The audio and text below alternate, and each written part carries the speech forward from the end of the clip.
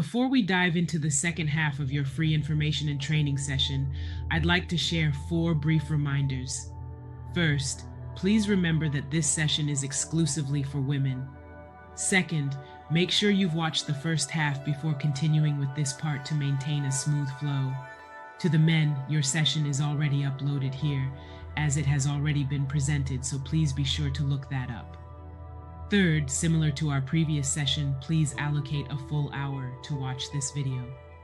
If you're pressed for time, you can always return to it later, as it will be uploaded here.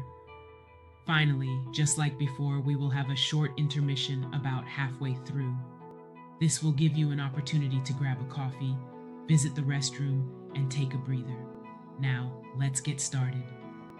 As we transition into the second half of Lesson 1 of Awaken His Passion, I want to reiterate how crucial this journey is, not just for your partner, but for you as well. We've laid the foundation for understanding what unconditional love truly means, and now it's time to dig deeper. In this portion, we will explore the powerful tools and techniques that not only enhance your vocabulary of love, but also enrich your emotional connection with the man you love. We'll delve into the importance of effective communication, mutual respect, and the genuine expression of your feelings. It's essential to remember that love isn't just a feeling, it's a practice, a daily commitment to nurturing the bond you share with your partner. Additionally, we will discuss common pitfalls that women experience in relationships and how to overcome them through conscious efforts and intentional actions. Together, we will practice exercises designed to strengthen your connection, encourage open dialogue, and pave the way for a fulfilling, passionate relationship. Prepare to be inspired by powerful anecdotes from couples who have faced similar struggles and emerged stronger. Their stories remind us that hope exists and transformation is possible. Engage fully with this experience and allow yourself to be challenged and uplifted. I encourage you to watch this video until the end, even if it means returning to it later. We have some exciting bonuses in store that I'm sure will inspire you in a positive way. Hello again, ladies. Let's take this important next step in your relationship journey together. Here we go. Now, let me tell you what an affair is all about. A man is in a relationship where he no longer feels good about himself, and so he finds another woman that he feels good about himself with. It's not that he falls in love with the other woman. What he falls in love with is the way he feels about himself when he is with this other woman. And if you want to fight fire with fire, you've got to make this man feel good about himself when he's back in your presence. And that's as simple as I can make it. If he no longer feels good about himself, he will go to another woman who will make him feel good. So this program is not about getting prettier or thinner. Some of the most beautiful women in the world are by themselves. It's not about making more money. Some of the wealthiest women are lonely. And it's not about becoming more intelligent. It's learning how to make another human being feel good about themselves. Now, how do you make a man feel good about himself? You really have to think about all his wonderful traits, the qualities you saw in the beginning. And I'm going to make that real easy for you to do with this program. Florence Littauer, who's also a lecturer, actually composed a chart based on the work of Hippocrates. 2,300 years ago, he came up with a temperament chart, where he says that for every kind of temperament or personality, there are strengths and there are weaknesses. Just to give you an example, he broke it down to 4 basic personalities. There's the phlegmatic person, who's an introvert, a watcher, and a pessimist. You might think, what could be good about this man? Well, his strengths are that he has a low-key personality.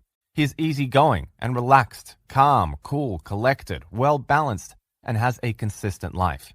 He is quiet yet witty, sympathetic, kind, competent, steady, peaceful, and agreeable.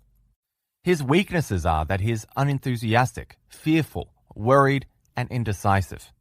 He avoids responsibility, he is quiet, he is selfish, and he's shy.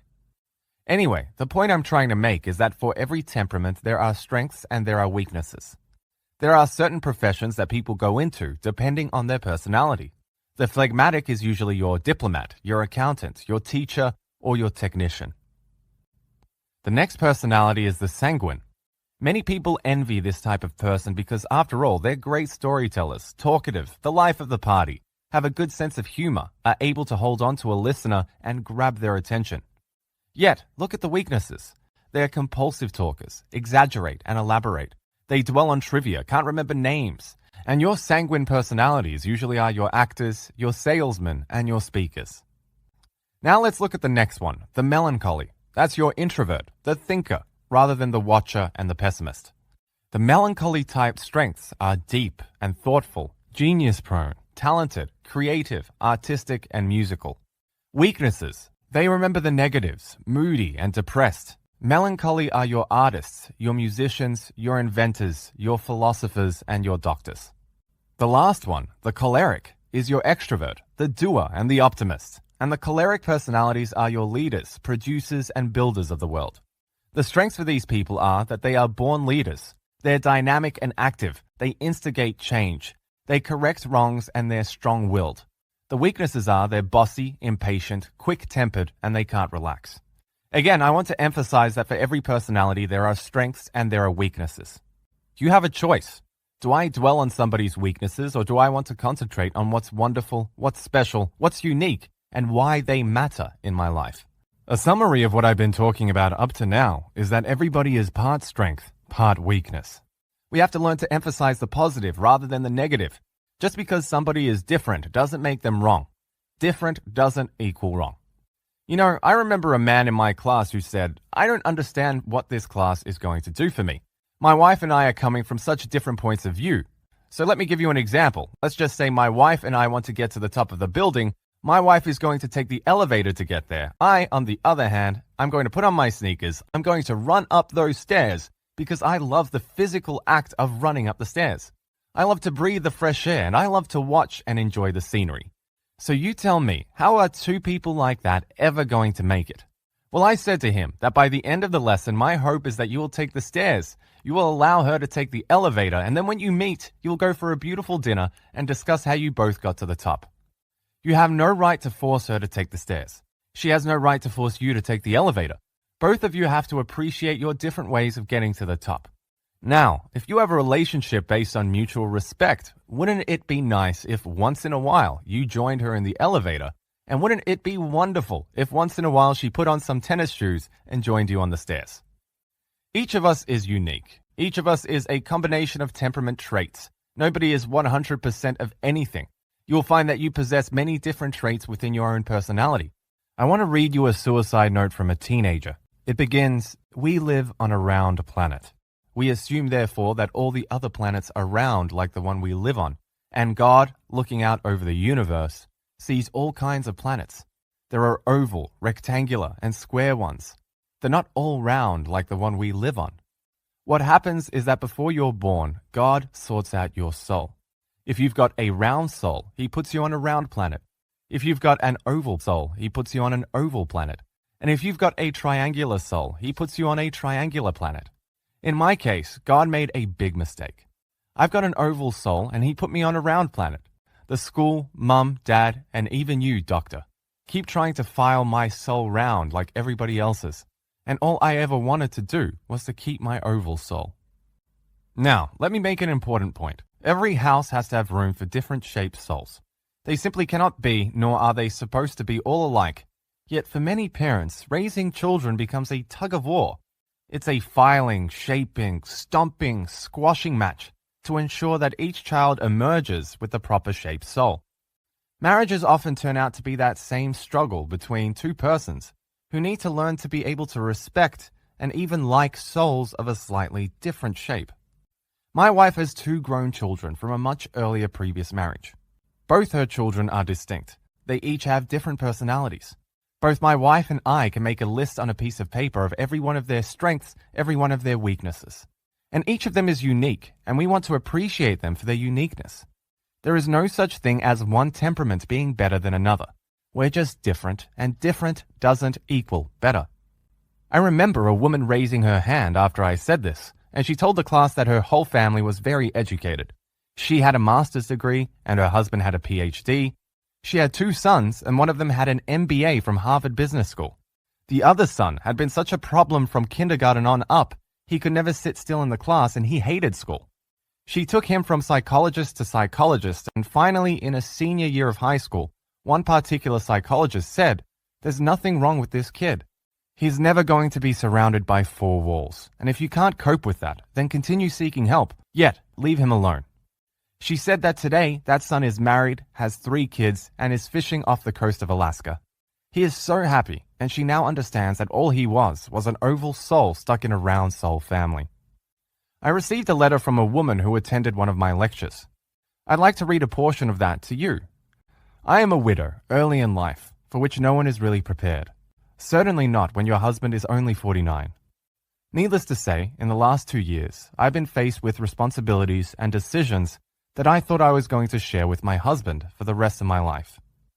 As you will know, these decisions regarding your kids are never easy, particularly when one of you is a type A and the other is a type B.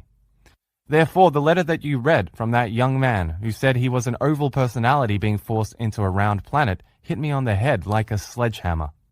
My eldest child, my son, has been in university for 6 years, has hated every minute of it, and has only wanted to be out in the workforce. He's not lazy. He has always had a job and knows exactly what he wants to do. Perhaps his career choice, a racetrack announcer, would not be mine, yet he's good at it and he loves it. Yet I've been pushing him to finish university for my sake and his father's. Well, after I heard you, I called him and told him that I loved him and I wanted him to be happy. Perhaps someday he'll finish university when it suits him, and right now he needs to follow his own story and not mine. And what I can tell you, what a tremendous burden I feel has been lifted from my shoulders. My son was in shock, and he could only say, "Thank you." He did call my daughter a week later to find out if I was on drugs. For the first time since my husband's death, I know I've made a decision that needs no affirmation. Thank you. I'm so glad that somebody really got my message loud and clear. Now let me take the smallest room in the house, the bathroom, and show you what happens when 2 different people are trying to live with one another. There's no right or wrong, just 2 different people. They're trying to live with one another. One feels toothpaste tubes are squeezed from the bottom and then they're rolled up. The other person says, "Look, squeeze the tube and any fat spot and throw it away when it looks empty." One person feels you must floss your teeth after every meal, otherwise your teeth will fall out. The other one says, "Look, I've never had a cavity and I don't care about flossing." One of you feels mouthwash is just an advertising gimmick. The other one says it's necessary to fight bad breath.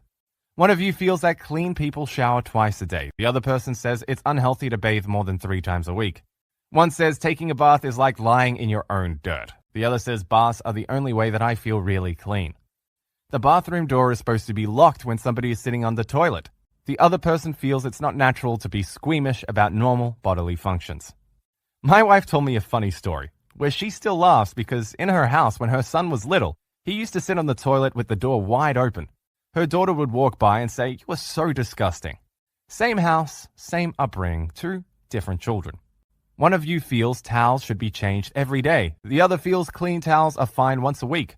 One of you feels all medication needs to be on one shelf. The other one says, "Who cares where the aspirin is, as long as it's there?" How about the toilet paper? One of you wants to unravel it from the top. The other wants to pull it out from the bottom. And the toilet seat. What woman hasn't screamed in the middle of the night as she falls into the toilet because he forgot to put their toilet seat back down? If there were only men in the house, the toilet seat would be up all the time. There's no right or wrong. Now, if these differences can be found in the smallest room, guess what goes on in the rest of the house? This is just another example of how opposites attract. When we respect our differences, we complement one another. It is our differences which we are attracted to in the beginning of a relationship. Usually a person who wants to lead will be attracted to somebody who wants to follow. A good listener is attracted to a talker. A pessimist is usually attracted to an optimist. By the way, I think that many dating services don't work because when you fill out these questionnaires, they always try to match you up with somebody who is exactly like you, when they need to be matching you up with somebody who's your opposite. Some of you might not want to admit this, and those of you that have children, especially teenage children, do you know that the child that you get along best with is the one that is least like you, and the one that you are always arguing with is the one that is a carbon copy of yourself? If you can't be in a room with your mother for more than 20 minutes before a big argument starts, you can bet your bottom dollar that you have similar personalities. And if the 2 of you can go shopping for hours upon hours, I can bet that your personalities complement one another and you are opposites. So the one we usually get along with most is the one that is the opposite of what we're like. The last point is to accept a man as he is, not what you want him to be. Acceptance doesn't mean putting up with him or being dishonest when we have to convince ourselves that he is perfect when he's not. Acceptance happens to be a happy state of mind when we realize it's not our responsibility to make him over, rather appreciating him for who he is. Now, how are you going to do this? Well, number one, get rid of a superior attitude. This week, I would like you to think about the man in your life. I would like you to think about what attracted you to this man. Why did you fall in love in the beginning? Go back to day one. What did you see in the man? The same attributes are probably still there. You've just forgotten or haven't paid attention lately. There is a saying, a man will marry a woman in hopes that she'll never change. A woman marries a man in hopes that he'll change. Usually, you'll talk to a woman who's fallen in love and she'll say, I love him and there's so much that I need to change. I'm going to change his hair, his clothes, and when I get done with him, you won't even recognize him.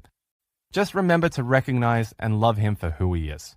Number two, accept him as part strength, part weakness, part good, part bad. By the way, those are our marriage vows that most people don't remember. For better or for worse, for richer, for poorer, in sickness and in health from this day forward. Problem is, we think it's all going to be positive, and when it begins to get negative, or if there's any conflict, we think we need to get rid of him and get somebody else in our life. Number three, very important, start looking to his better side, his strengths. Life is too short to dwell on your partner's weaknesses. Start to dwell on all the things that are positive, wonderful, and good about him. Number four, verbalize your acceptance. Don't just think good thoughts. He needs to hear the words. Tell them that you accept him. People need verbalization and validation of why they make a difference in your life and why they matter. So the first principle in a happy relationship is to accept a man as he is, not what you wish him to be.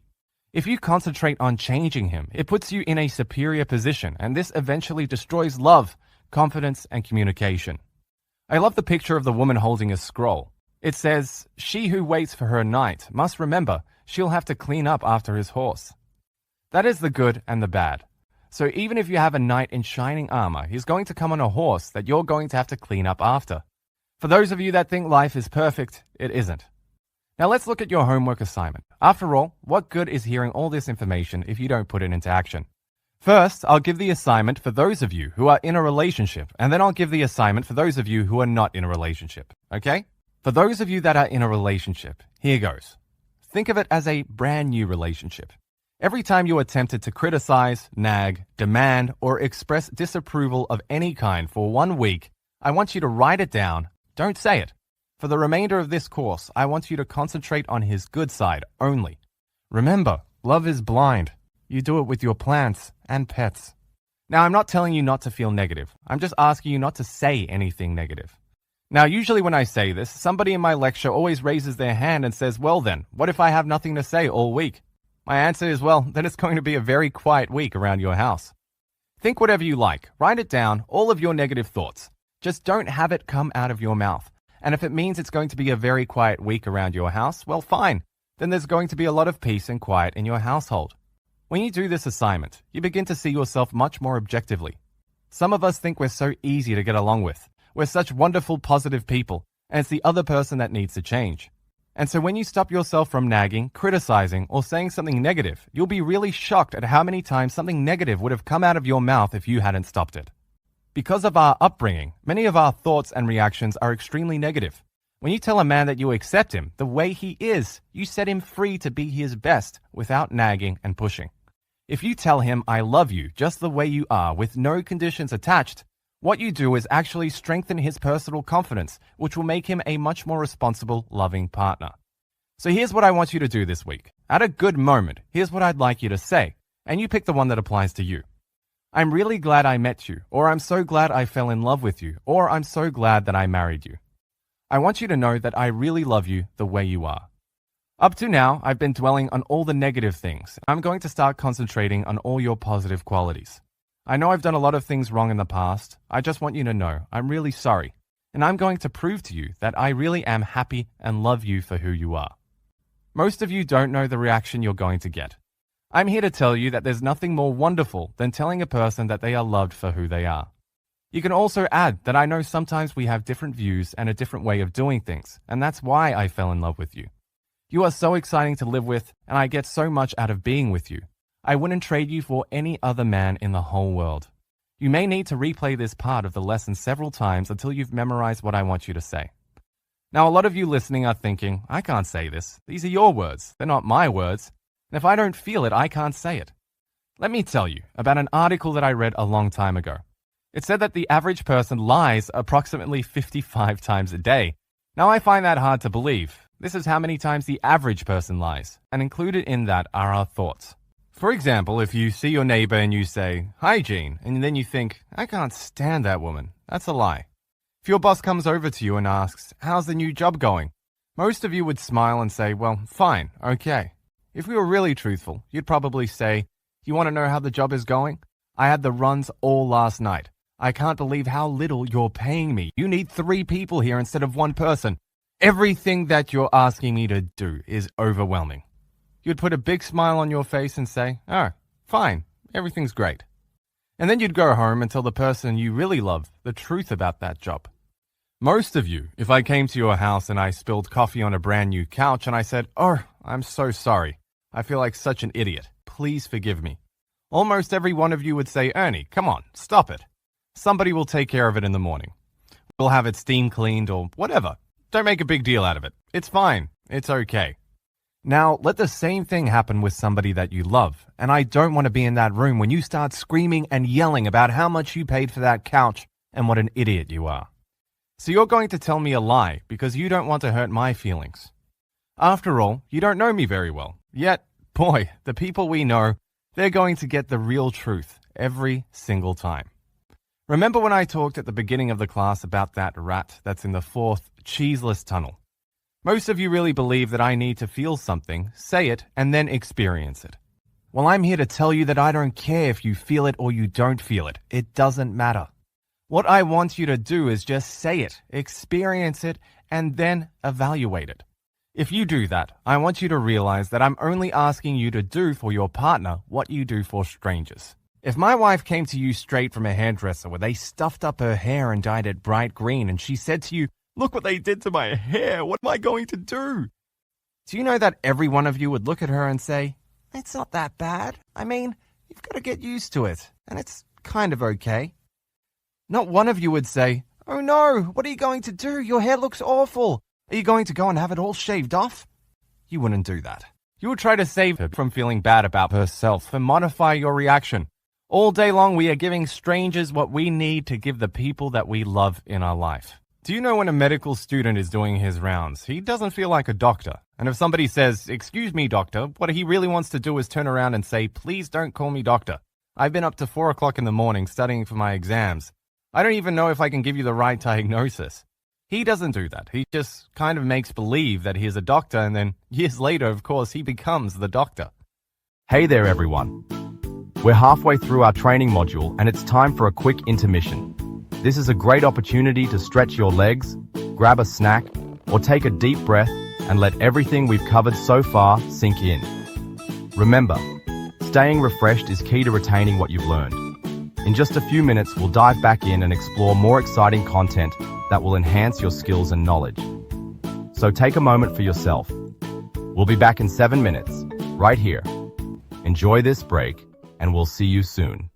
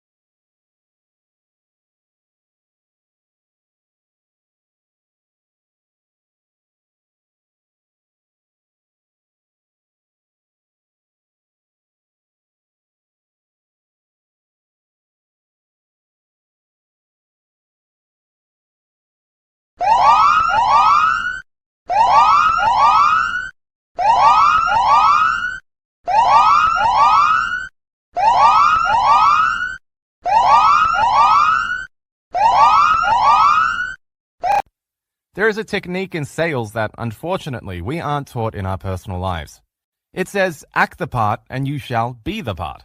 Not many of you have heard of this before, and let's just say you are going into the field of real estate. Do you know that you would be told in the very first couple of weeks, please go out and buy yourself an expensive suit, and please go out and buy yourself expensive shoes, and go get yourself a wonderful haircut, because nobody is going to list an expensive house with you, nor are they going to buy a house from you if they think that this is your first sale.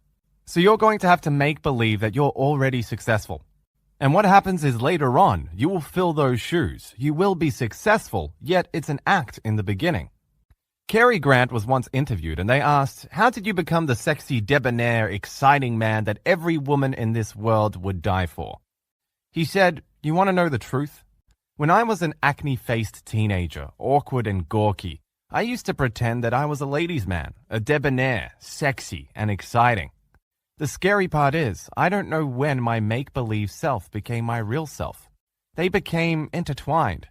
And so what I'm asking some of you to do is make believe that you're madly in love. For some of you listening to this lesson, this will be an easy assignment. You can just say, I just want to tell you that I am so glad that I married you. I want you to know that I love you for who you are. I am the luckiest woman alive to have you in my life. Maybe up to now I've been dwelling on all your negative qualities, and I just want you to know that I love you for who you are. For those of you that have a little problem with this, I want you to make believe you are madly in love for the entire program. Your job is to become an actress. You are going to act the part until you become the part. I want you to make believe that this is the most incredible man in your life and constantly ask yourself, if he were the most fantastic lover in the world, how would I treat this man? And I want you to react accordingly. And for those of you that find this almost impossible to say, you might add the words in spite of, and it sounds like this. Sometimes this week, here's what I want you to say. Honey, I started thinking, and in spite of everything that's happened, I just want you to know, I really am glad that you came into my life. I'm glad I met you. I know that most of the time we've been together over the past couple of years, I've been so negative. I just want you to know, for what it's worth, I really do love you for who you are. Now, even those of you that are single and dating, you can leave that man with these words. Thank you so much, and I had a great time tonight. And I want you to know, you really are a wonderful person. I really like you for who you are. You have no idea the impact on a person hearing that. I had one girl that tried it out, and this man did not stop calling her all week. And she felt like saying it was just a test. It was a homework assignment. I just wanted to try it out. Children also need to hear this. I want you to tell every one of your children. I don't care how young they are. I don't care how old they are. I don't care if they aren't even born yet. Rub your tummy and talk to the unborn child. Here's what I want you to say. I want you to know I love you for who you are. I wouldn't trade you for any other child in the whole world. Now, if you get back, oh mum, I know you do, then give yourself 100% and say, thank goodness. I got the message across. If on the other hand, you got some teary-eyed teenager sitting there, or a little boy or little girl saying, oh mum, how could you say that after what I did? I failed. That test drive was so bad this week. I didn't make my bed. Whatever they say, I want you to say every single person possesses some wonderful traits and some things that may need improving. And I want you to know that despite everything, I wouldn't trade you for any other child in the whole world. And I love you for who you are. Again, children need to hear these words. It is so important for that to come out of your mouth. What if you're not their birth mother or you're in a relationship with a man who has children?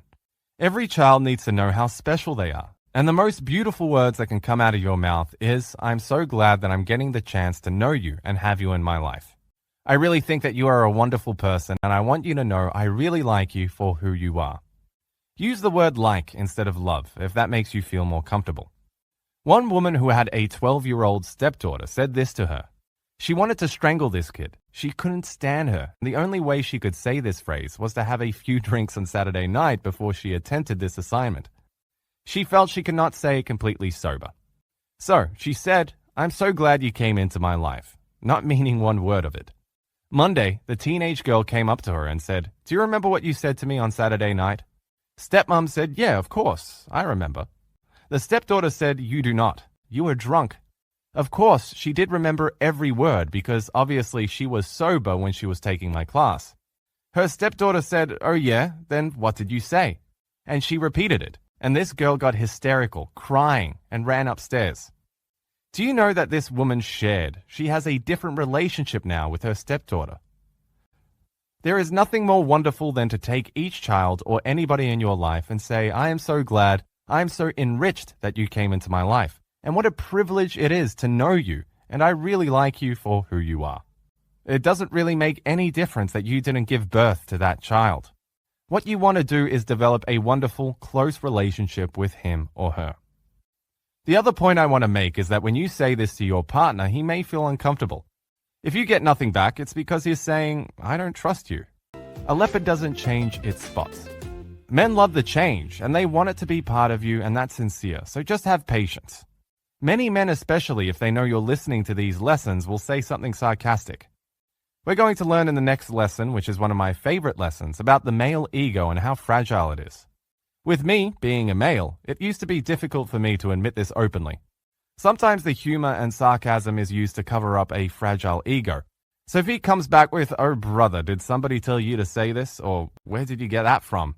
Did you get that from listening to your program? They really don't care where you got it from. I'm not as concerned with the words as I am with the feeling. The fact is that when you're saying this to him, it feels good.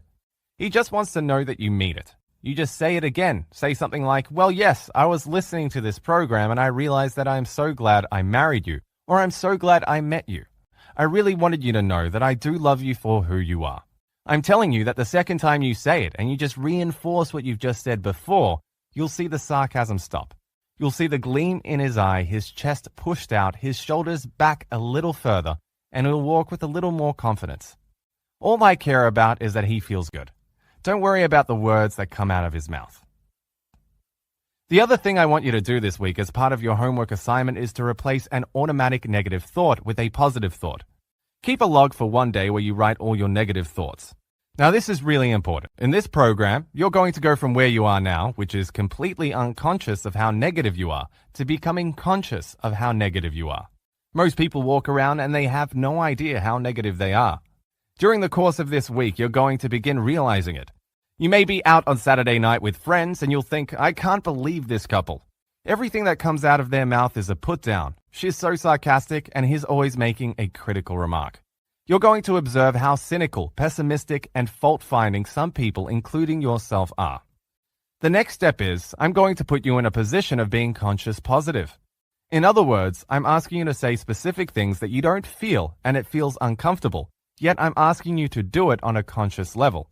And then the last step is, you're going to be unconscious positive, where you don't even realize what a positive person you've become until you see somebody else who's still negative. Then you realize the growth that has occurred in you.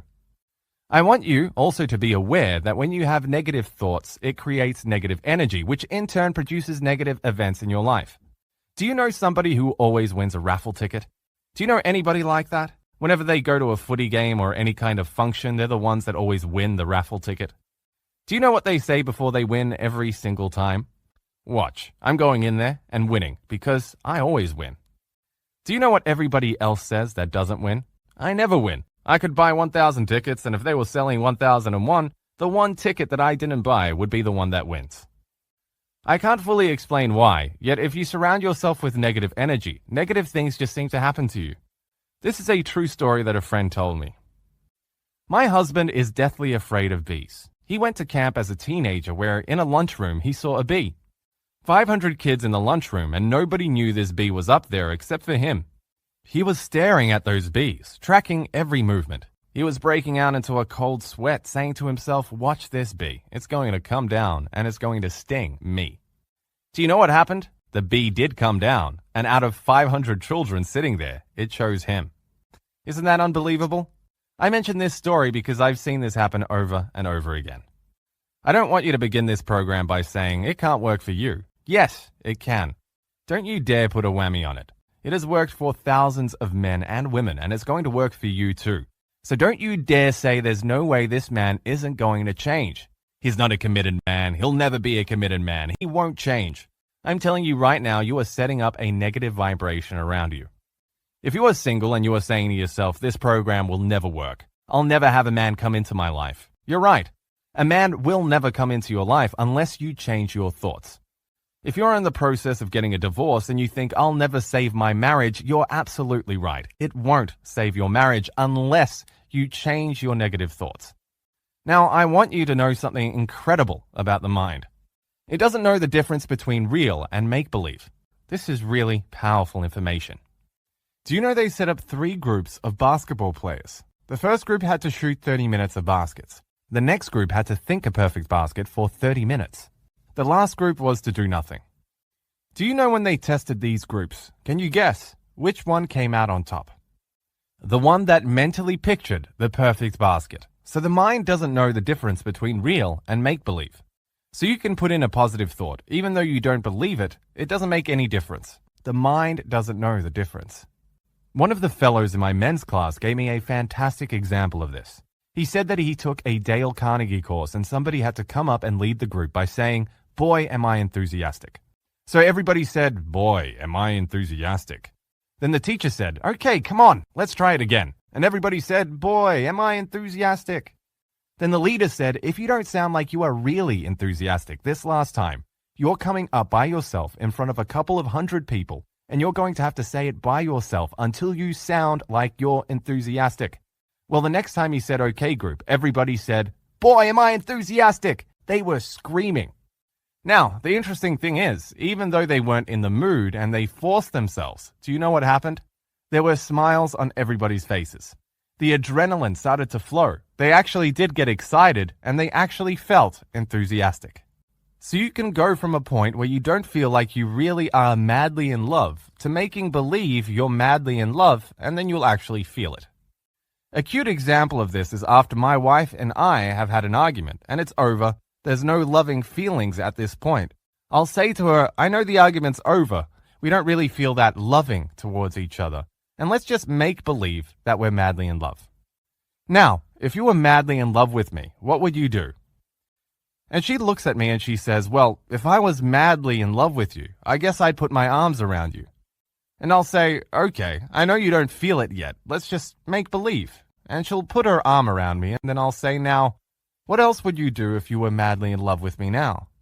Not that we are yet. If we were madly in love. And she says, "Well, if I were madly in love, I guess I couldn't keep my lips away from you. I suppose I'd be kissing you." And I'll say, "Well, let's just make believe." Well, you get the gist of it. Within a couple of minutes, we're laughing and giggling, and the hurt feelings are over, and we are feeling very loving towards each other. So you can act the part first, and then actually feel the part. And it's just as much fun. You've got your homework assignments, so now those of you that are in a relationship, I want you to tell that man how glad you are that he came into your life, and what a wonderful person he is, and how you love him for who he is. For those of you that are single and are not in a relationship, listen to me. And again, I don't want that little voice in the back of your head to start talking to you about preconceived notions when I tell you the following story. A couple of years ago, 2 women in my class aged 35 and 45 ran a personal ad in a local newspaper. They ran an ad saying, "2 women have never done anything like this before, want moonlight walks on the beaches, romantic candlelight dinners, etc., etc." They got 109 responses. They went out with 50 men each, and today they're both married. Now that's the first time that I even thought about a classified ad.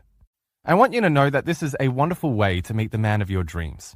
Now you're going to have to trust me on this. Try it. No negative thoughts unless you try it, experience it, and then evaluate it. Read the ads that are already in there, and that will give you a lot of information, then put your own ad together. Another friend of mine told me a couple of years ago they met a woman on a cruise who met her husband through the classified ads in a newspaper.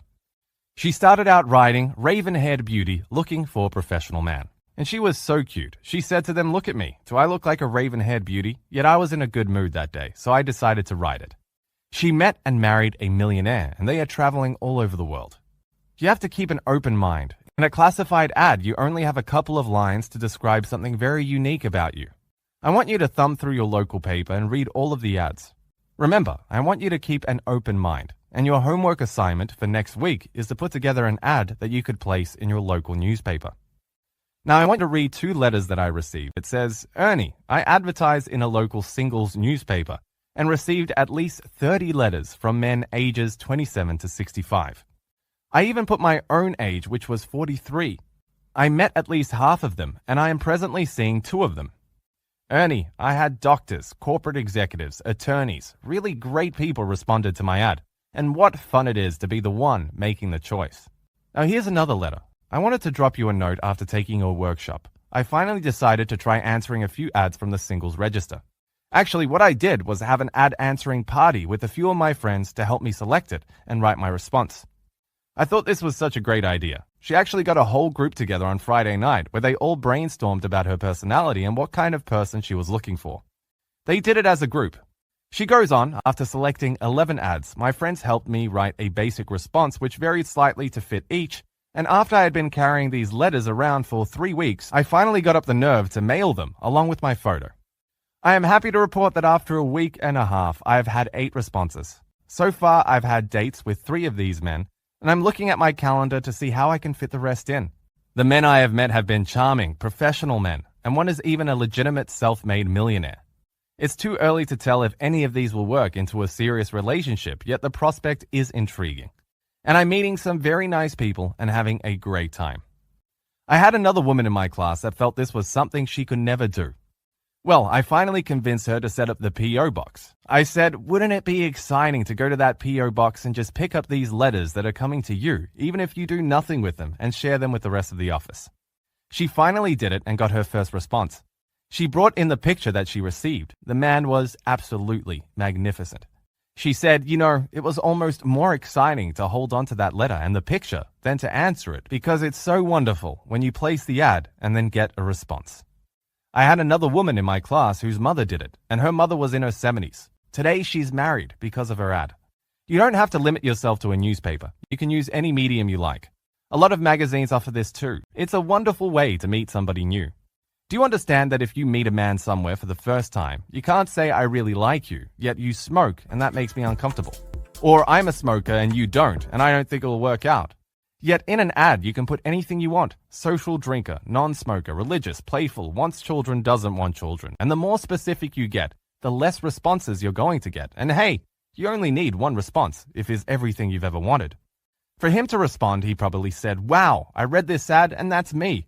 And the most wonderful thing is that if all of us sat down and read all of these ads, every woman would be attracted to a different ad because some of you want a very strong, opinionated man. Somebody else wants a sensitive, caring man. Another person wants somebody romantic. Somebody else wants a meat and potatoes kind of guy. Everybody wants something different, and the beauty is to really think about what it is you're looking for and what is very unique about you. And everybody I know that has done this has had such a wonderful time. And I'll tell you this, you can't be lazy and advertise because it takes a lot to put the ad together, to get a photo of yourself and to send it in so you're getting a better quality man. Don't rule out any of these dating organizations or matchmaking services. Most women will say, oh my gosh, that's a couple of $1,000s to belong. Well, a higher quality man is going to join. You see, if it costs a couple of $1,000s, you're not going to get somebody who's hanging around a pub. It's somebody who's serious about finding a relationship. One woman in my class that didn't even own a Mercedes used to go to the Mercedes dealership and park herself in the service department. She met a guy, started talking, and fell in love. I know women that take seminars. If you want to go where there are men, take a financial seminar. Go and find financial seminars that marketing companies, real estate companies, or stockbrokers put on and put yourself in that seminar. Not only are you going to learn and grow, yet you're going to be where successful men and goal-oriented men are. I know one thing for sure. Sitting home and doing nothing gets you nothing. So just trust me and do it. And then you can say, you know what, Ernie, I put in the ad and it didn't work. I'd rather you come from a point of experience than thinking, that's the most ridiculous thing I've ever heard in my life. This isn't going to work. Those of you that are out there, will you promise me just at least give it a try? I know in one class I had 2 women and they swapped pictures because both liked the picture they received by the other. We had another class where a woman was in her 60s. She was a grandmother, and we all followed her for the next 6 weeks of my class. She met him at a local cozy little restaurant, and we followed her relationship the whole next 6 weeks to the point where they were very serious. And here's a woman in her 60s who had never done anything like this before, and again, was open enough to say, hey, I've got nothing to lose. Let me give it a try. Listen to this lesson again if you have to. You know how most people will say, have a good week? Well, I want you to make it a good week. I want you to decide that this week is going to be the most positive, most productive week of your life. Do you know why? Because you deserve it. This is the end of session 1. Please stay to listen to a sneak preview of next week's session. Welcome to session number 2, Admiration and Appreciation. I'd like to start out with a poem, and it's called Request to a Wife. Dear wife, I need adoring looks, the kind I read about in books. I want esteem, I want affection. Please, darling, beam in my direction. Don't, dearest, frown and squint your eyes. Don't cut me down to proper size. Oh, do not fear and do not doubt me. I want to hear the good about me. So if you'd be married clover, make over me, don't make me over. We're going to talk about admiration and appreciation in this lesson, and we're going to also learn how fragile the male ego is. Believe it or not, there isn't a woman listening to this that doesn't have a stronger ego than any male out there. They did a survey a long time ago, and they asked 550 successful men who they felt were responsible for their successes. And all of them said that it was due to a woman in their life.